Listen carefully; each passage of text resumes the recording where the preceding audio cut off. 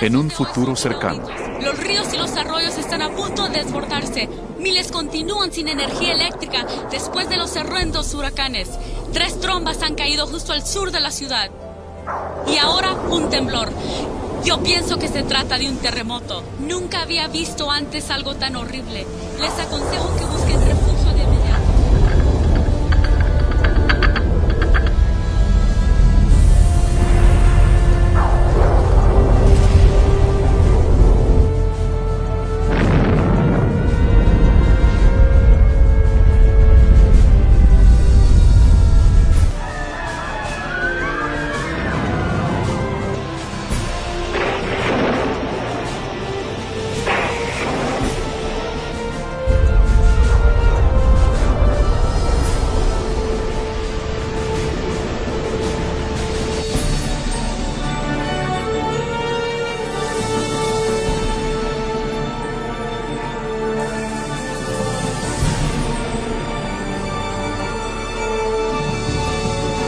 Oye, mami, Él es Jesús.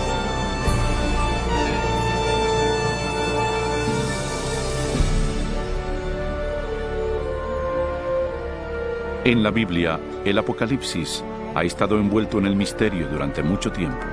Textos antiguos, números crípticos e imágenes simbólicas que pintan algo pavoroso que está por venir. ¿Es posible entender lo que eso significa? ¿Qué es la marca de la bestia?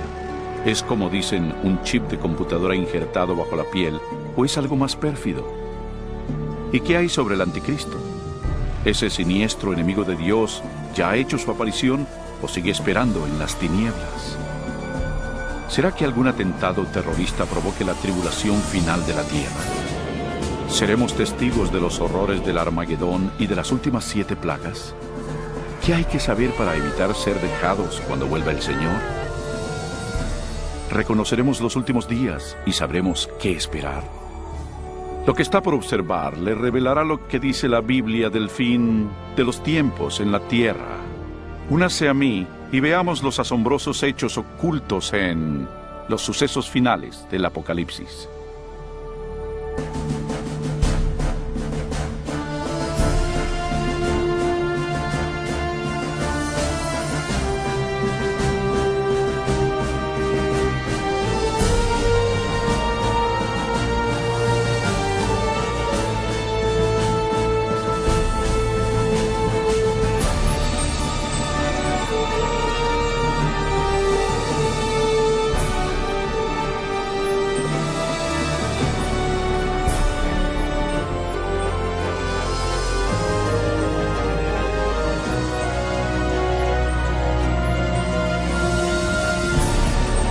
Los eventos finales del Apocalipsis en la Biblia.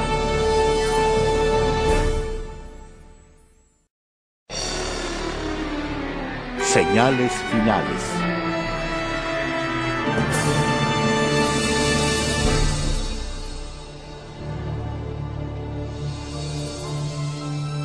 Pero tú, Daniel, cierra las palabras y sella el libro hasta el tiempo del fin. Muchos correrán de aquí para allá y la ciencia aumentará. ¿El fin del mundo de veras pasará? Y si es así, ¿cuándo? Es una de las más importantes y misteriosas interrogantes de todas las épocas. El profeta bíblico Daniel con claridad predijo que antes del fin del mundo seríamos testigos de un gran aumento en el saber. ¿Ha ocurrido eso? Piense, por ejemplo, cuánto han cambiado recientemente los medios de transporte. En 60 siglos, el hombre no pudo viajar más rápido que el caballo. Los viajes que requerían meses, ahora se realizan en minutos. En una generación, la computadora trajo cambios que han dejado perpleja a la mente y que nuestros ancestros jamás hubieran imaginado. Pero una más definida interpretación de ese versículo es que el conocimiento concerniente a los libros proféticos aumentaría, y ha pasado, igual que se predijo. Pero los escritos de Daniel no son los únicos en la Biblia que hablan del último día. ¿Qué otro conocimiento podría ocultarse en los antiguos textos de la Escritura? Oiréis de guerras y rumores de guerras. Mirad que no os turbéis, porque es necesario que todo esto acontezca, pero aún no es el fin. Se levantará nación contra nación y reino contra reino, y habrá pestes, hambres y terremotos en diferentes lugares. Pero todo esto es solo principio de dolores. A gran velocidad uno logra ir por el mundo y ver lo que las fuerzas políticas y naturales le han hecho al mundo moderno, convirtiéndolo en un lugar peligroso para vivir. Piénselo. En los últimos 100 años han habido 2 guerras mundiales y muchos otros conflictos. Todo esto sin mencionar el aumento del terrorismo internacional. A esto súmele el gran aumento de desastres naturales mortales, incluyendo temblores, incendios, inundaciones, tornados, tormentas asesinas y un clima anormal, todo ello amenazando a la Tierra. Sorprende que el apóstol Juan predijera que otra señal de esos días sería ver a la humanidad destruyendo el planeta. En Apocalipsis 11:18, él dijo que vendría el tiempo cuando Dios destruiría a quienes destruyen la tierra. Es notorio que esta profecía se ha cumplido a cabalidad. Durante siglos, el hombre lanzó flechas incendiarias o balas de cañón a sus enemigos. Pero ahora poseemos armas devastadoras que rápidamente pueden extinguir la vida de este planeta. De hecho, hasta Jesús predijo que si su venida se pospusiera, nadie quedaría vivo. Cristo advirtió que tendríamos que enfrentar esos riesgos, pero que solamente sería el principio del fin.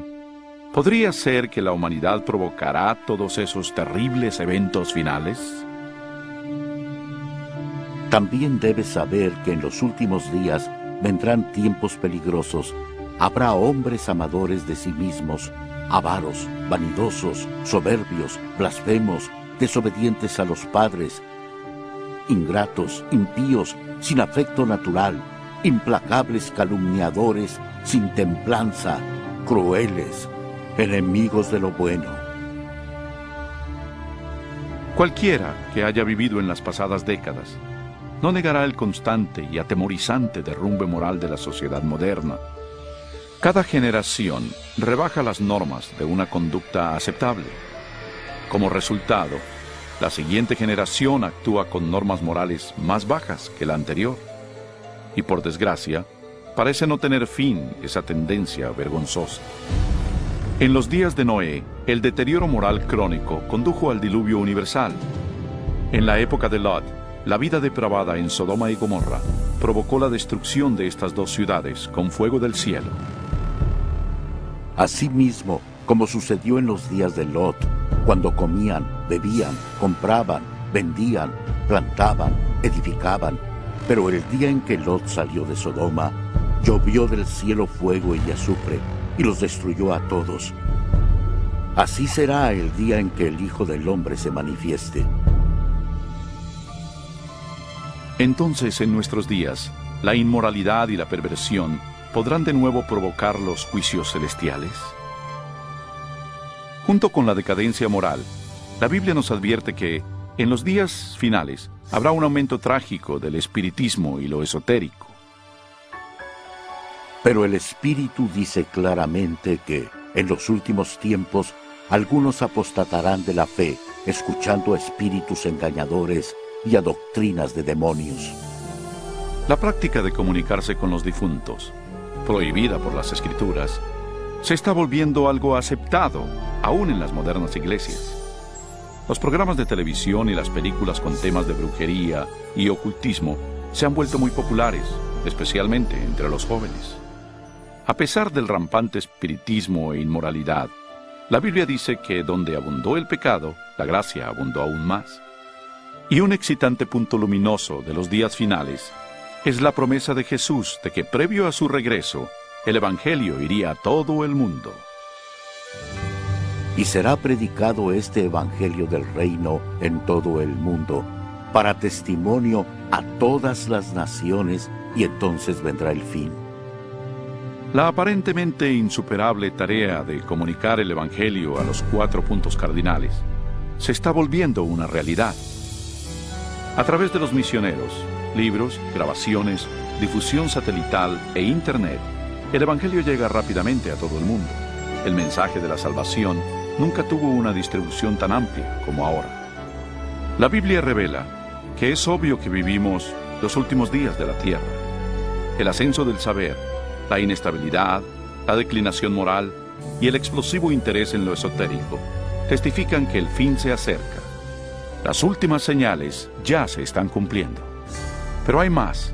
La Biblia también nos advierte que son estas fuerzas opuestas de bien y mal las que finalmente traerán al mundo la batalla del Armagedón.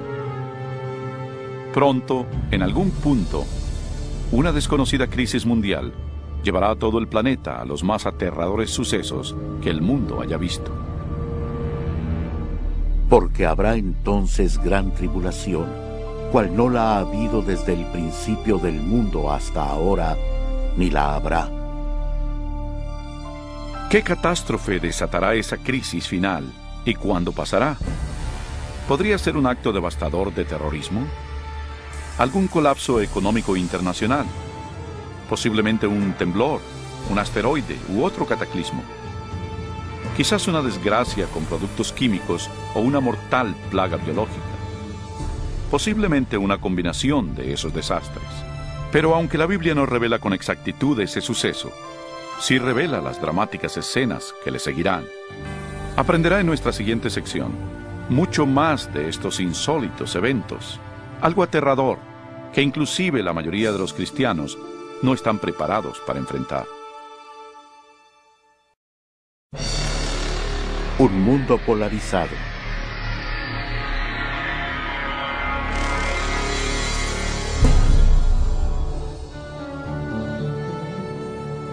Al comenzar la gran tribulación, los líderes lucharán con muchas calamidades. Entre tanto, los cristianos que le sean fieles a Dios tendrán una radiante oleada del poder del Espíritu Santo. Después de esto, vi a otro ángel que descendía del cielo con gran poder, y la tierra fue alumbrada con su gloria. Ese gran poder que iluminará al pueblo de Dios es el Espíritu Santo. Con santa osadía, testificarán por Dios, pidiendo a las iglesias una reforma y exhortarán a los que no creen en Cristo y en la palabra de Dios a arrepentirse de sus pecados y obedecer sus mandamientos. Habrá un clima renovador en el mundo y el Espíritu Santo exigirá por igual a ministros y miembros de la iglesia a trabajar con ahínco por la salvación de las almas. Cuando la influencia del Espíritu Santo se intensifica, las manifestaciones esotéricas se acrecientan. Los falsos demonios aparecerán disfrazados como sus seres queridos ya fallecidos o como los santos bíblicos de la antigüedad. Hablarán de paz y esperanza mientras ofrecen doctrinas erróneas y peligrosas. La Biblia nos advierte sobre ellos. Son espíritus de demonios que hacen señales. Como se imaginará, esas manifestaciones sobrenaturales tendrán gran influencia en la gente y muy pocos hablarán en su contra. Hasta ahora, las familias e iglesias han sido ineficaces para reprimir la creciente ola de maldad mundial. En medio del caos político, moral y ambiental, el pueblo busca con desesperación una manera efectiva de parar la creciente ola de inmoralidad mundial. Los líderes políticos y religiosos, presionados por sus seguidores, demandan fuertes medidas legales para restaurar los principios divinos y la paz en la tierra. Como resultado, los gobiernos dictan leyes que están en conflicto con la ley de Dios. Pero no es la primera vez que algo así pasa en la historia. Algo similar a esto ya ocurrió. Solo recuerda el capítulo 3 de la historia de Daniel, cuando Nabucodonosor, rey de Babilonia, les ordenó a sus súbditos que se hincaran y adoraran la enorme imagen de oro que había fundido. Pero 3 jóvenes hebreos sabían que esa orden contravenía el segundo mandamiento sobre la idolatría. Resueltos a permanecer fieles a Dios, se negaron a arrodillarse ante la estatua. El rey, enfurecido, mandó que los arrojaran a un horno ardiente, pero Dios intervino milagrosamente y salvó sus vidas. Y está la historia de Daniel en el foso de los leones. Recuerdan al rey de Persia que emitió una ley para que se le adorara solo a él y a ningún otro dios durante 30 días. Pero Daniel sabía que esa ley significaba que tenía que violar el primer mandamiento. Así que Daniel, valerosamente, siguió su costumbre de orar diario y abiertamente a Dios, aún arriesgando su vida. Sus enemigos pronto le informaron al rey de su desacato, quien de mala gana hizo que arrojaran a su fiel siervo al foso de los leones. Pero otra vez se manifestó el poder de Dios y le salvó. Igualmente en los días finales, dice Apocalipsis, que un poder malvado obligará a los gobiernos del mundo a dictar leyes sobre cómo la gente debe venerar a Dios. Estas leyes, en apariencia, promoverán la moralidad, pero en realidad prepararán al mundo para que acepte la marca de la bestia y al anticristo. Porque se levantarán falsos cristos y falsos profetas, y harán grandes señales y prodigios, de tal manera que engañarán, si fuere posible, aún a los escogidos. En esta época de crisis galopantes, cuando el mundo busca con desesperación un alivio, una estabilidad mundial, la ayuda aparece de manera sorprendente. En varios lugares alrededor del mundo se oye el grito: ¡Jesús ha venido! ¡Jesús ha regresado! Un ser radiante y carismático se presentará clamando ser el Hijo de Dios. Un ejército de agencias de noticias se congregará para ver a ese ente realizar milagros. Le oirán repetir las mismas palabras de Jesús que están en la Biblia. Este suceso se transmitirá al mundo vía satélite y millones erróneamente creerán que lo que ven cumple con la Escritura. Todo ojo le verá. Muchas religiones con ansias esperan la venida de un Salvador, y ese ser deslumbrante parece ser la contestación a sus plegarias. Pero la Biblia advirtió en 2 de Corintios que Satanás todavía puede transformarse en un ángel de luz. Tristemente, no es a Jesús a quien la gente recibe con los brazos abiertos, sino a Satanás disfrazado como el Hijo de Dios. Al hacerlo, el diablo es capaz de unir a los pobladores del mundo y reforzar su falso culto de adoración. Y así, el diablo consuma el más grande engaño jamás cometido contra la raza humana. Se cierra el periodo de prueba.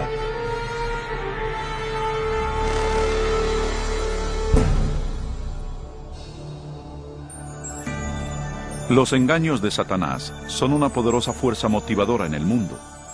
La mayoría de los líderes espirituales aceptan al gran impostor, así como al falso culto que promueve. Se multiplicarán las calamidades, y los líderes de la iglesia creerán que no hay tiempo que perder y que hay que adherirse a las doctrinas de ese falso Mesías. Aquí está la perseverancia de los santos, los que guardan los mandamientos de Dios y la fe de Jesús. No todos son engañados. Unos cuantos se dan cuenta de que la Biblia advirtió sobre esa mentira y saben que la finalidad de ese falso Mesías es alejar al pueblo de los mandamientos de Dios. Pero esa no es la primera vez que Satanás se aparece como un ángel de luz. Cuando Cristo fue tentado en el desierto, Satanás llegó disfrazado como un glorioso mensajero de Dios, pero reveló su verdadera identidad cuando tentó a Jesús a desobedecer la palabra de Dios. Así que otra vez, usando tácticas similares, el diablo trata de engañar al mundo para que quebrante la ley de Dios. Ninguno puede servir a dos señores, porque odiará al uno y amará al otro, o estimará al uno y menospreciará al otro. El mundo está siendo llevado a una época de decisión. El falso Cristo y la lucha mundial lo están polarizando en dos grupos: aquellos que siguen la Biblia y aquellos que siguen a la bestia. La ansiedad llena el corazón de las personas y la religión es el tópico supremo en todas las mentes. En las entrevistas de radio y televisión y en los debates en las cortes, los seguidores de Dios son llevados ante los líderes del mundo, donde con elocuencia dan las razones bíblicas de su oposición a las falsas doctrinas que les imponen a las masas. Los mandamientos y el culto verdadero son el centro de cada debate. Movidos por el Espíritu Santo y los apremiantes razonamientos bíblicos de los siervos de Dios, miles abandonan sus iglesias sin vida y toman su lugar con los impopulares, pero verdaderos seguidores de Jesús. La pregunta, ¿obedecer a Dios o al hombre? ¿La tradición popular o la escritura? Polariza al mundo en uno de dos grupos. En un lado, aquellos que reciben el sello de Dios, y en el otro, los que reciben la marca de la bestia. El que es injusto, sea injusto todavía. El que es impuro, sea impuro todavía. El que es justo, practique la justicia todavía. Y el que es santo, santifíquese más todavía. Este texto en Apocalipsis nos anticipa el suceso siguiente, cuando cada hombre, mujer y niño tomará su decisión final por o contra Cristo. Al lado de Dios estarán los que siguieron fieles a su palabra, a pesar de la intensa oposición. En el otro estarán aquellos que abrazaron la religión del hombre. Igual que fue sellada la puerta del arca de Noé antes del diluvio, la puerta de la misericordia se cerrará para el mundo y la gracia de Dios no caerá sobre el perdido. La segunda venida de Cristo es inminente, pero antes, el mundo experimentará la más devastadora serie de plagas que hayan caído sobre la humanidad. Entonces oí desde el templo una gran voz que decía a los 7 ángeles: Id y derramad sobre la tierra las 7 copas de la ira de Dios. Fue el primero y derramó su copa sobre la tierra, y vino una úlcera maligna y pestilente sobre los hombres que tenían la marca de la bestia y que adoraban su imagen. La fe de que todo mejore es destruida cuando las 7 plagas del Apocalipsis caigan sobre el mundo en rápida sucesión. Serán los más horribles flagelos jamás vistos o que jamás se verán. La primera plaga es en extremo dolorosa y horrible, ya que brotará y le causará agudos dolores al perdido. Rápidamente le seguirán 6 plagas más. Se convertirá en sangre el agua del mar y los ríos. El sol calcinará a los hombres con un calor intenso. Plaga tras plaga caerá, y el terror reinará en los pueblos del mundo víctimas del pánico. Durante esos días, algunos de los que se salvaron se refugiarán en sitios desolados y remotos y serán protegidos y abastecidos por los ángeles de Dios. Otros serán confinados en cárceles solitarias. Los olvidados por la humanidad no lo serán por Dios. Los que le sean fieles serán protegidos de las plagas, como los niños de Israel lo fueron durante las plagas de Egipto. Los creyentes pasarán por una época de temor y búsqueda del alma. Lo que predomina en sus mentes es una duda: ¿estamos bien con Dios? Por fin, hallan la paz mental al confiar en las promesas de Dios. Entonces el dragón se llenó de ira contra la mujer y se fue a hacer la guerra contra el resto de la descendencia de ella, contra los que guardan los mandamientos de Dios y tienen el testimonio de Jesucristo. Persuadido por el falso Cristo, el miserable perdido cree que su única esperanza de evadir las plagas es eliminando a quienes se les oponen. Así que toman la decisión de ir a buscar y exterminar en un día al pueblo de Dios que firmemente apoya las Escrituras. Y así, en el campo de batalla, están quienes siguen las tradiciones de los hombres y veneran a la bestia, alineados contra los que aman a Jesús y obedecen sus mandamientos. Esta es la batalla final del Armagedón. Un mundo maligno le ha colmado a Dios la paciencia, y ahora Dios rescatará a sus hijos fieles.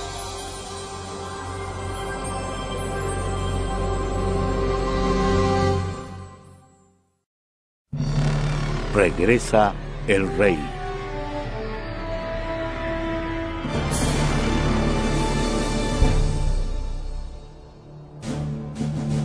Y a la medianoche se oyó un clamor: «Aquí viene el novio, salid a recibirlo». Al caer la oscuridad, la tan anhelada esperanza se convierte en una realidad. La imponente voz de Dios se escucha al decir: «Se ha consumado». Su estruendosa voz sacude los cielos. Entonces hay un poderoso terremoto que anuncia que se aproxima una enorme flota celestial. Los hijos de Dios, hace poco pálidos y agotados, ahora están de pie, circundados por un arco iris radiantes ante sus opresores. Sus rostros resplandecen porque saben que su Redentor y su gran ejército de ángeles los llevarán a su hogar. He aquí que viene con las nubes. Todo ojo lo verá, y los que le traspasaron, y todos los linajes de la tierra se lamentarán por causa de él. No es un éxtasis secreto, como pudo haber oído.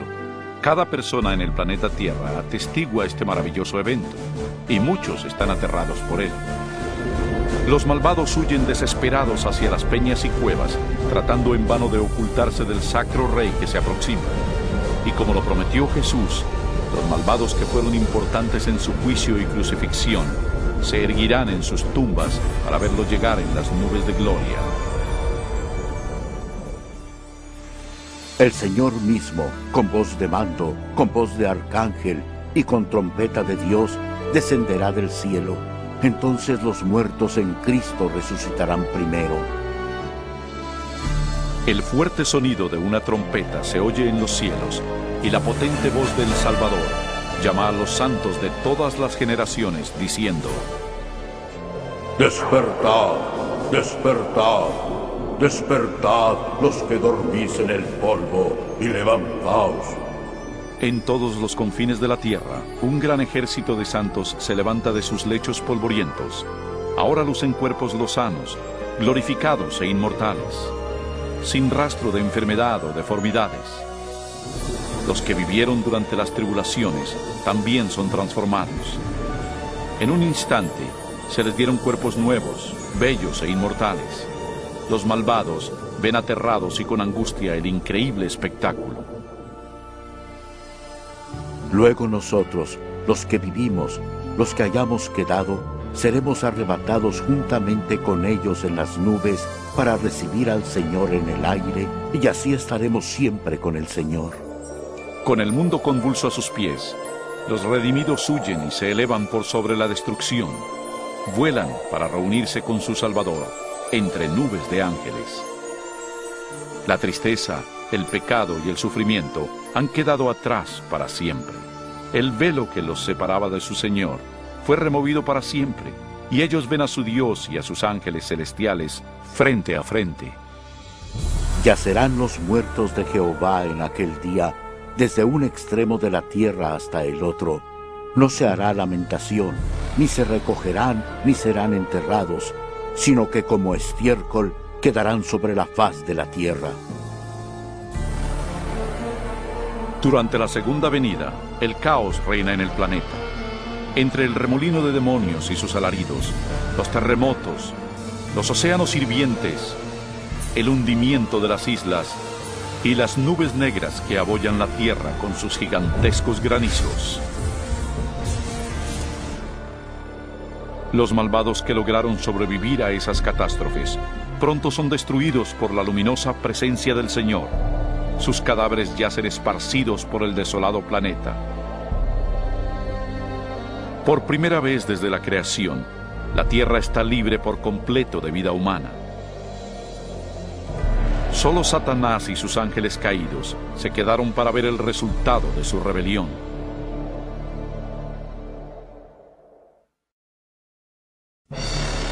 Milenio.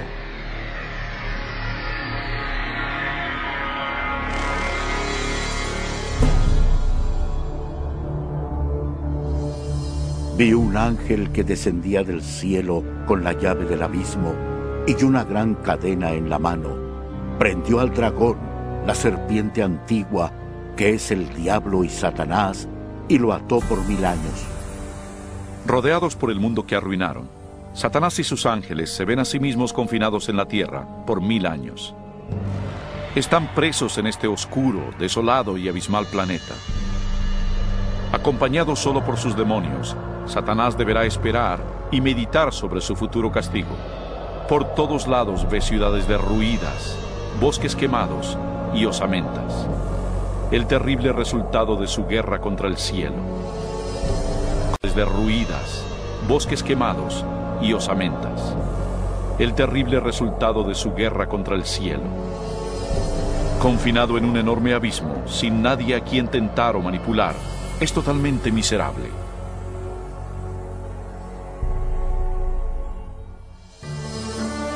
Vi tronos y se sentaron sobre ellos los que recibieron la facultad de juzgar, y vivieron y reinaron con Cristo 1000 años. Mientras que Satanás está contemplando su suerte, los redimidos disfrutan las inexpresables glorias del cielo. Están reunidos con sus ángeles guardianes, que les contestan sus múltiples preguntas sobre sus vidas terrenales.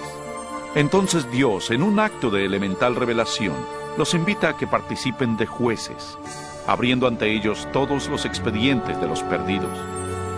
Los redimidos ahora tienen la oportunidad de constatar por qué algunos que esperaban ver en el cielo no están ahí.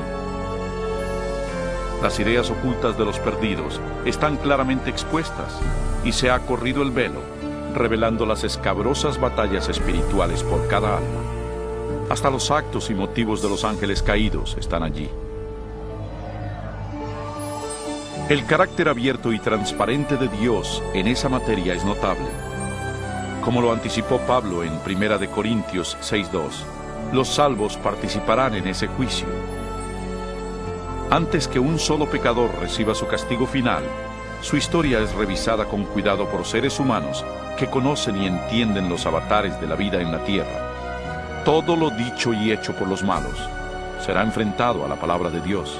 Lo justo de su sentencia es confirmado y el grado de su pena será determinado. Finalmente, al término de los 1000 años, Jesús y los redimidos se preparan para volver a la tierra. Ha llegado la hora para que Satanás, sus ángeles y los perdidos encaren las consecuencias de sus actos. Pronto, los mansos heredarán la tierra, pero antes Dios debe ejecutar la fase final de su juicio y limpiar al universo del pecado.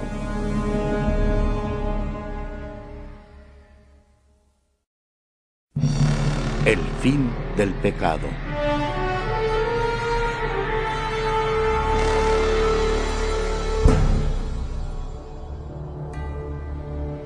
Y yo, Juan, vi la santa ciudad, la nueva Jerusalén, descender del cielo de parte de Dios, ataviada como una esposa hermoseada para su esposo. Al fin de estos 1000 años, un sábado del cielo, Cristo y los redimidos, con la nueva Jerusalén, regresarán a la tierra. Al acercarse la ciudad al planeta desolado, Jesús les ordena a los muertos salir de sus tumbas empolvadas. A su voz, los no salvos de todas las edades y lugares están de pie frente a Dios. Han resucitado con los mismos cuerpos mortales que tenían antes de morir. Al descender Jesús, sus pies tocaron el monte de los olivos. Un tremendo temblor partió al monte y lo convirtió en una planicie. Entonces la nueva Jerusalén, la gran ciudad de Dios, descendió de los cielos y sus cimientos se posaron en la planicie que Jesús le había preparado. Cuando los 1000 años se cumplan, Satanás será suelto de su prisión y saldrá a engañar a las naciones, a fin de reunirlos para la batalla. Asombrosamente, Satanás engaña a sus seguidores otra vez y los reagrupa para capturar por la fuerza la ciudad celestial. Generales y soldados de todas las épocas combinan sus tácticas y se preparan para lo que será una batalla épica. Debido a ello, los perdidos revelan que no han cambiado. Si pudieran, derribarían a Dios de su trono y tomarían por la fuerza la ciudad santa. No se dan cuenta de que esa guerra fútil se ha perdido antes de empezar. El día del juicio ha llegado. Y vi a los muertos, grandes y pequeños, de pie ante Dios. Los libros fueron abiertos, y fueron juzgados los muertos según sus obras. De pronto, el Señor aparece en su glorioso trono por encima de la ciudad. Todos los que planearon la guerra son arrestados de inmediato. Mientras contemplan el rostro de Dios, los perdidos hacen penosos recuerdos de los pecados que cometieron, de cada vez que silenciaron su conciencia de cada vez que ignoraron las razones del Espíritu Santo. Algunos fueron a la tumba creyendo que les habían ocultado exitosamente a todos sus pecados por asesinatos, fechorías y vicios. Con vergüenza, se dan cuenta por ellos mismos las palabras de Jesús en Lucas 12. Porque nada hay encubierto que no haya de descubrirse, ni oculto que no haya de saberse. Y una nítida panorámica de sus vidas se representa ante ellos, y cada uno entiende que por su propia elección rechazaron la salvación. Trágicamente, la felicidad y la paz de los que están dentro de la ciudad nunca serán suyas. El sentimiento de desesperanza que ellos muestran es algo indescriptible. Los rebeldes no pueden negar la justicia de Dios al declararlos culpables. Al unísono claman: tu justicia es imparcial y apegada a la verdad, Rey de los santos, y caen postrados para venerar al príncipe de la vida. Subieron por la anchura de la tierra y rodearon el campamento de los santos y la ciudad amada, pero de Dios descendió fuego del cielo y los consumió. Finalmente, el plazo llega para los perdidos y enfrentarán las irreversibles consecuencias de sus actos. Sin aviso, fuego y azufre caen de los cielos. La tierra se requebraja y el fuego brota de las cavernas subterráneas.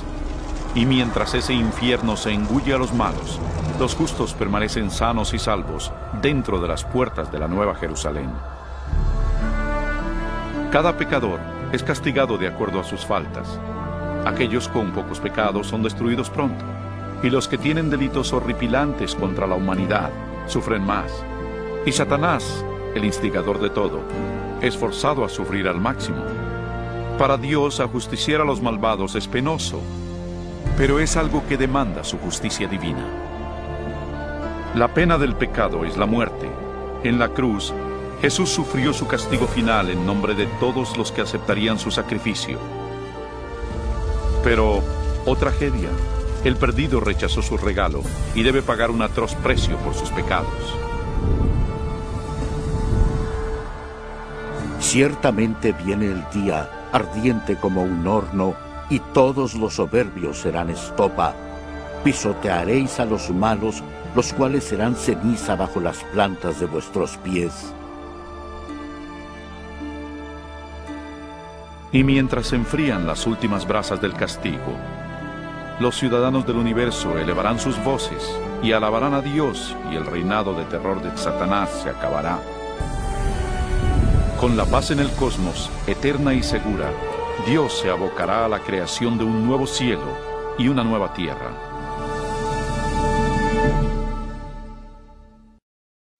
Una nueva tierra.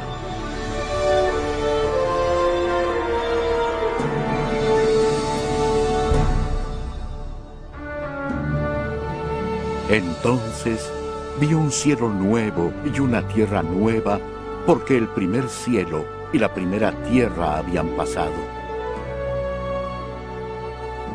Cuando la tierra se purifique por el fuego, el Señor emprenderá su gran obra de restauración. Con el poder de su palabra, la tierra recuperará su belleza edénica. Él habla y un rico manto de vegetación cubre al planeta. A su orden, la tierra y el agua generan una nueva vida. Incontables, complejas y magníficas criaturas de todo tipo pacíficamente exploran el nuevo paraíso. La lozana atmósfera es pura y grata. La tierra es un gran escaparate de refulgente creatividad. Enjugará Dios toda lágrima de los ojos de ellos, y ya no habrá más muerte, ni habrá más llanto, ni clamor, ni dolor, porque las primeras cosas ya pasaron. La seguridad del universo es perfecta. Con la Nueva Jerusalén como su capital, todas las criaturas se regocijan bajo la amorosa soberanía de Dios. Los rescatados de la destrucción eterna tienen un vínculo especial con su Creador que ningún otro ser celestial puede evaluar. Aunque el pecado y el pecador han sido destruidos para siempre, queda un vestigio de la gran rebelión. ¿Qué le pasó a tu mano?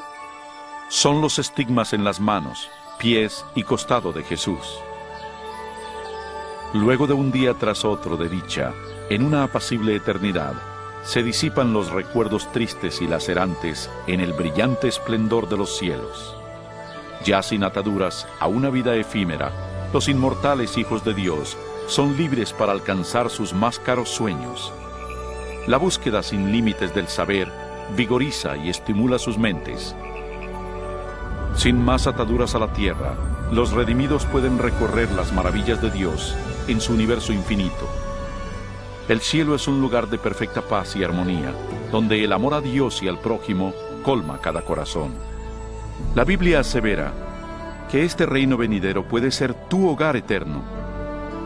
Jesús se sacrificó a sí mismo en la cruz para otorgarte el perdón y borrar tu pecado. Más que nada, Jesús quiere que vivas con Él en esa nueva tierra.